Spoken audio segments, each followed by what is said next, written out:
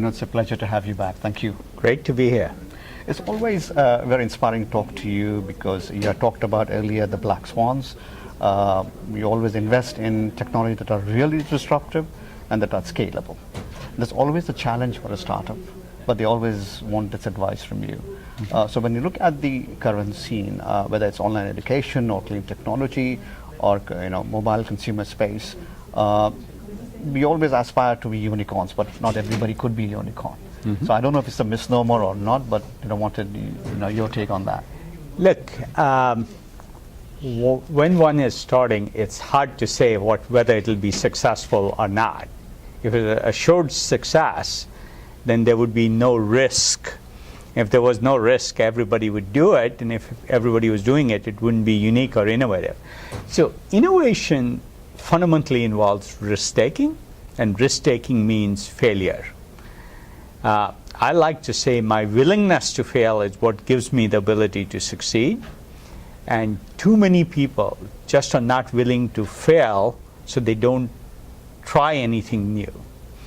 I like to say you should try and fail, but not fail to try. Because the people who fail to try, fail to take risk, fail to do something, attempt something new, are failing before they start. They just don't know it. When you talk about failure, this is an attribute, credited to Silicon Valley, especially then it's, being evangelized around the world. If you look at the example of India, a lot of traction happening the last couple of years in the consumer space. The willingness to fail is inherent, and it is a taboo in some sense, but it's changing. When you look around beyond the borders of US, do you see that being emulated in some sense? Yeah. Look, failure isn't a good thing. You shouldn't try and fail. You should try and succeed, but allow yourself the ability, if something's risky and it doesn't work, to fail. Right? So failure is not a good thing, but it's a necessary component of any innovative thing, because if it wasn't risky, it wouldn't be innovative. Those just go together. So the key to good failure is to have lots of different things you try. Each failure is small, but success is large. And those are the right kinds of experiments to try, the right kinds of risks to take, things to attempt. The two other points I wanted to ask you. One is disruption. When someone is starting out, you obviously want him to be a big disruptor in the space. How do you advise emerging entrepreneurs to focus on that? Whether you have the right disruption, can shake the market, the space, and the next one will be then to scale. Yeah. It's very hard. Sometimes it's possible to predict something will be large. If you're starting SpaceX, you're going to innovate space quite a bit. Though you still don't know how much, because now there's so many more innovative things than SpaceX happening, right? But most of the time, when you start something, you want to do something meaningful and get started, and maybe smaller, but you want to keep innovating, building on it one step at a time, and hopefully it becomes much larger. Amazon started with just books. Now it's everything. Right. If you look at Twitter or Facebook, when they started, they were relatively small things. Mark Zuckerberg was trying to connect everybody on the Harvard campus, not 7 billion people on the planet. But he kept expanding his vision. So very often when you start with an innovative idea, you don't know how big it is.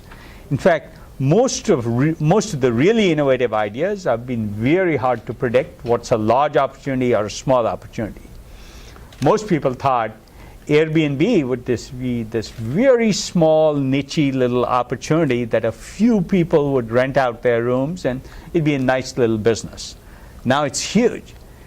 People thought Uber would be this limo service business. It's now bigger than all limos, all taxis, and maybe replacing personal transportation. So it's not possible to always predict everything and where things may go. But just because you can't predict where things may go doesn't mean you shouldn't try. or you shouldn't start. Once you start and you stay creative and innovative and keep trying new things, things expand. The other challenge with innovation and scaling is building the right team around you. Sometimes as a founder, co-founder, you're not the right person to lead 100-person or 1,000-person team moving forward. How do you advise entrepreneurs to take that challenge and be willing to bring other people to lead from the front? Well, building a team is the hardest thing for an entrepreneur to do, because very often they don't know what they don't know. Right? They know their area of specialty really well, but other areas they think they understand, but they don't. And every area is more complex and more nuanced than it appears to somebody. I see so many entrepreneurs who think marketing is about a press release or an advertising campaign. It's not. It's much more nuanced and sophisticated than that. So team building is very important. Some entrepreneurs do a really good job of growing. Larry Page is an example. Mark Zuckerberg is an example of being better at new functions as they come up. And also they've done a really good job of adding people who they can learn these new areas from. What I find is some entrepreneurs assume they know the answer, and that's very dangerous. And others know they don't know, and they hire the people who they can learn from. But they can still apply their entrepreneurial style in these new areas. Sometimes it makes sense for the entrepreneur to keep being CEO and driving the whole vision. Usually that's the best course. But some entrepreneurs can't think broadly enough to do that, and they can't grow fast enough. The other point is raising money. They always, the number one concern for all entrepreneurs starting out is, how do I get the first round, the second round? How do I reach out to the Sand Hill people on Sand Hill Road? And we try every time to tell them, no, focus on the product, go to market. It's the product, it's the team. You build a great team, and money becomes really easy. Finally, exit is always, another thing that is on the mind. They keep exit as the focal point and then build the company around it. What is your advice on that? That's a stupid idea. Exits are not predictable, and exit isn't a goal. Maybe some people have that goal. In fact, I never invest in people where exit is the goal. The goal should be creating something. And exit, like an IPO or something, is just a milestone along the way. Google didn't stop being influential or interesting after when they had the IPO. That wasn't the goal. It was just one little extra thing along the way of building something that's really impactful. Market is good. Market is not good for startups. Visionaries, like you say, it's always a good time as long as you know what you're trying to achieve. Yeah, most markets are good times for starting companies.